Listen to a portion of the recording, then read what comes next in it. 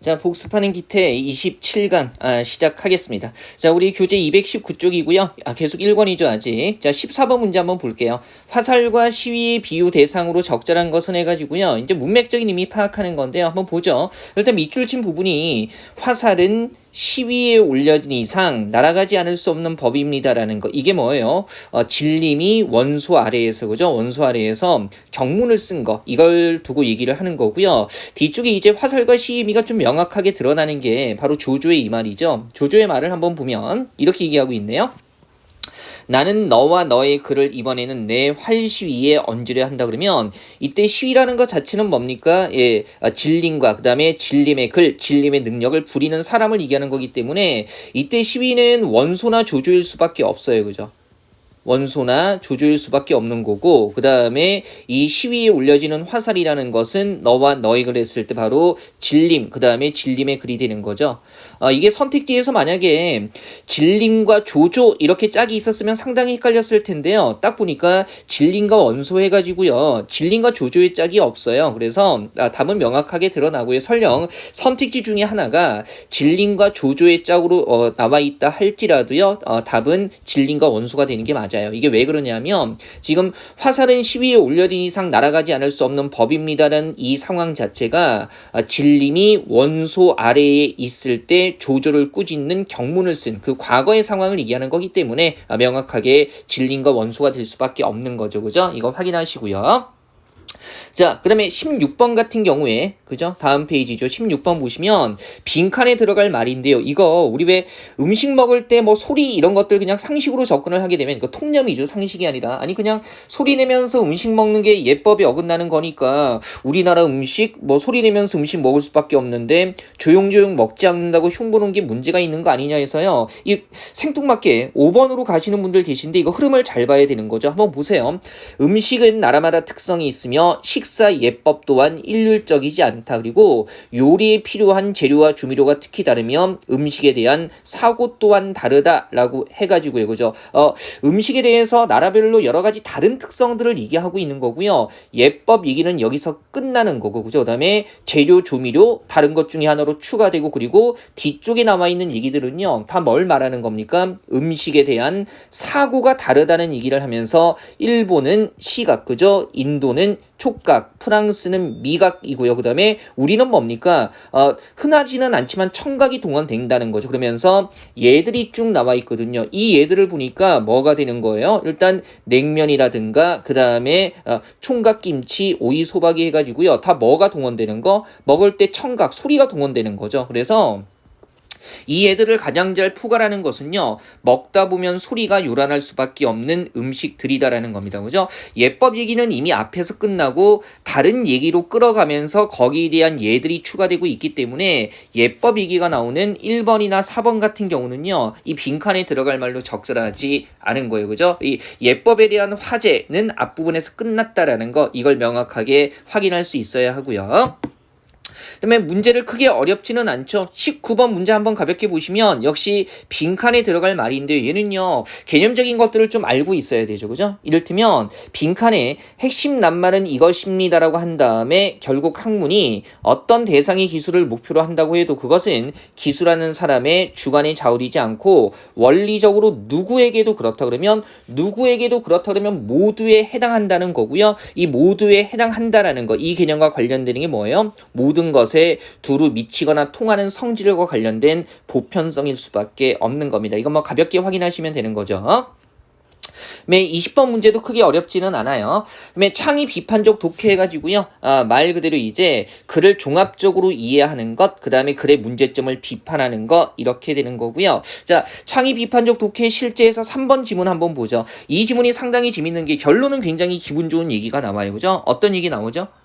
한국 사람들은 분명히 잘생긴 인종이다.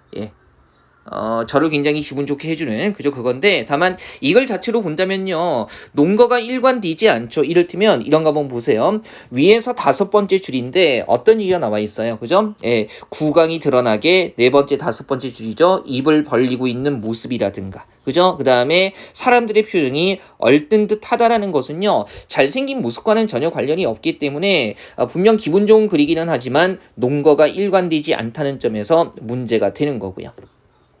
네, 다음 글 같은 경우는요, 주장이 이런 거죠. 확인해 보면 유전자 제조합 농산물의 개발 및 수용을 제고해야 한다라는 것의 근거로 이제 사전 예방 원칙이라는 것을 얘기를 해주고 있는데요. 아니, 아직 확인되지도 않은 문제점 때문에 이런 유전자 제조합 농산물의 개발 및 수용을 제고할 필요가 있겠는가라는 반론이 가능하기는 합니다. 근데 지금 여기서 한번 보면 사전 예방 원칙에 따르면 어떤 얘기가 나와 있어요? 그죠? 이를테면 피해를 되돌릴 수 없거나 그 다음에 피해가 지연되어 나타날 위험이 있는 경우, 즉 사전 예방 원칙에 따르면요, 피해가 발생하면 되돌릴 수가 없기 때문에 피해가 확인된 걸 가지고 유전자 제조합 농산물의 개발 및 수용을 제고해야 한다라는 그런 근거로 삼을 수는 없는 거죠. 그래서 되돌릴 수 없기 때문에 사전 예방 원칙에 따라 이런 주장을 하는 것은요, 적절하다고 얘기할 수 있을 거예요. 그죠? 그 다음에 나오는 이걸 자체가요, 이제 입장이 다른 두 개를 놓고요, 한 입장에서 다른 것을 비판하는 거죠. 지금 보면 플라톤의 입장에서 아리스토텔레스를 비판한다면 이렇게 조건이 주어져 있는데요. 보세요. 아리스토텔레스 같은 경우는 모방 개념을 활용해서 예술을 규정하면서요. 그죠? 그 다음에 뭡니까? 이 감각기를 모방하는 예술을 부정적으로 보지 않았다. 긍정적으로 봤다는 거죠. 그리고 뭡니까? 대상을 인식할 수 있게 되고 쾌감을 얻게 된다. 이렇게 얘기를 하고 있고요. 그 다음에 플라톤 같은 경우는요, 예술은 이미 뭐라고 얘기하고 있어요? 감각적인 현실을 모방하는 것으로 현실 세계가 이데아의 모방인데 예술이 다시 이러한 현실 세계를 또 모방하는 거니까 우리에게 참된 인식을 줄 수 없다라는 게 플라톤의 입장이고, 그러면 당연히 플라톤의 입장에서는요, 예술이 그죠? 현실을 또 모방한 것이기 때문에 참된 인식을 줄 수 없다가 부정적으로 생각할 수밖에 없어요. 그죠? 그래서 아리스토텔레스와 다르게 플라톤은요, 아리스토텔레스가 얘기한 부분에서 그죠? 특히 예술 같은 경우가 인식에 아무런 도움도 되지 않고 그 다음에 이데아를 모방한 현실 세계를 또다시 모방한 것이기 때문에 모방할 가치가 없다라고 비판할 수밖에 없을 거예요. 예술에 대한 부정적인 입장을 취할 수밖에 없다는 거죠. 비판 문제가 나올 때 이제 이런 식으로요, 입장이 다른 두 거를 준 다음에 한쪽에서 다른 한쪽을 비판하는 거 나올 수 있습니다. 그죠? 뭐 가볍게 확인하시고요. 창의 비판적 독해를 위한 이론에서 우리가 봐야 되는 게 논증의 오류라는 부분들 좀 생각할 수 있어야 돼요. 제가 강의할 때도 말씀드렸지만 용어 자체가 중요한 게 아니라 이런 식으로 사고가 전개되고 있기 때문에 문제가 된다라는 거, 그거 확인하는 게 중요하다고 말씀드렸을 겁니다. 그죠? 다시 한번 복습 좀 해보죠. 일단 논증의 오류에서 언어적인 오류에서요, 애매어의 오류하고요, 그 다음에 은밀한 재정의 오류, 각각으로 봤을 때는 크게 문제가 안 되는데 이 두 개의 차이점은 분명히 알아두셔야 되죠. 이를테면 왼쪽에 보조란 보시면 애매어의 오류 같은 경우는 단어 자체가 원래 2가지 이상의 사전적인 의미를 지니는데 이것을 혼동해서 사용하는 거고요. 은밀한 재정의 오류 같은 경우는 원래 단어에는 없는 사전적인 의미를 사용자가 자의적으로, 그러니까 자기 멋대로 정의해서 사용할 때 생기는 오류가 되는 거죠. 요 차이점 정도 알아두시고요. 3번에 모호한 문장의 오류나 범주의 오류, 그 다음에 5번에 강조의 오류 같은 경우는요, 크게 복잡하지는 않았을 거예요. 그죠? 이 부분은 정리할 게 그닥 많지는 않습니다. 가볍게 한번 환기만 해 주시고요. 그 다음에 228쪽 한번 보시면 여러 가지 자료적인 오류라고 해가지고요. 자, 보면 1번에 성급한 일반화의 오류라고 해서 나와요. 그죠? 뭡니까? 한두 가지 부분적인 사실만 가지고 확인되지 않은 나머지 전체가 다 그렇다라고 생각하는 식이 돼버리는 거죠. 이를테면 한두 번 지각했는데 맨날 지각하냐? 이런 식으로 일반화해 버리는 것이 성급한 일반화의 오류가 되는 거고요. 그 다음에 2번에 이건 좀 볼게요. 우연의 오류, 즉 원칙 혼동의 오류라고 하는 건데 일반적으로는 맞는 얘기지만 그것을 적용할 수 없는 특수한 상황에까지 일반적으로 맞는 얘기를 무차별적으로 적용해서 잘못된 결론을 끌어내게 되는 거죠. 이를테면 이런 거 한번 보세요. 인간의 자유는 보편적인 권리이다. 이건 일반적으로 맞는 얘기기는 한데, 그죠? 근데 판사가 판결을 하는 상황이라는 것은 자유라는 권리를 행사하는 상황이 아니고요. 어디에 법에 근거해야 되는 상황이죠. 그래서 일반적으로 맞는 이야기를, 이런 원리를, 그죠? 특수한 경우에까지, 판결이라는 특수한 경우에까지 무차별적으로 적용해서 잘못된 결론에 이르게 되는 것, 이런 것들을 우연의 오류라고 이야기를 하는 거고요.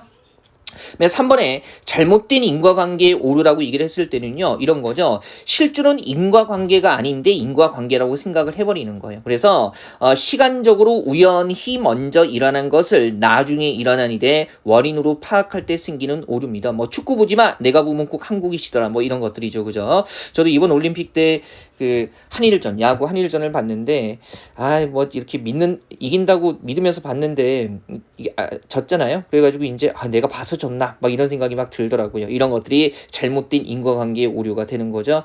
그날 저녁에 밤잠을 이루지 못했습니다. 그죠? 뭐 우리 선수들이 최선을 다했다는 건 알고 있지만 한일전이기 때문에 밤잠을 이루지 못했고요. 악몽까지 꾸고 가위도 눌렸던 기억이 납니다. 농담 아니고 진짜고요. 자, 그다음에 4번에 논점 일탈의 오류라는 거, 말 그대로죠. 논쟁을 할 때 핵심적인 논점이 아닌 것 외에 다른 것을 얘기해가지고요, 그냥 논지 자체를 흐려버리는 것, 이런 오류를 논점 일탈의 오류라고 얘기를 해요. 이를테면 취한 상태에서 살인을 해서 재판을 받고 있는 알코올 중독자 얘기를 하는데 뭐라고 하고 있어요? 사회적인 문제라고 해서 이게 이 취한 상태에서 살인을 한 사람이 개인적인 문제인데 이걸 사회적인 문제로 얘기해 버림으로써 뭡니까? 이 개인의 잘못에서 시선을 돌려버리는 거죠. 이런 것들이 논점 일탈의 오류가 되는 겁니다. 이를테면 형이랑 동생이랑 TV 보면서 채널 가지고 싸우고 있는데 왜 너희들은 TV 채널 가지고 맨날 싸우니? 빨리 들어가서 공부나 해. 이런 식으로 얘기해버리는 게 전형적인 논점 일탈의 오류가 되는 거죠. 그죠?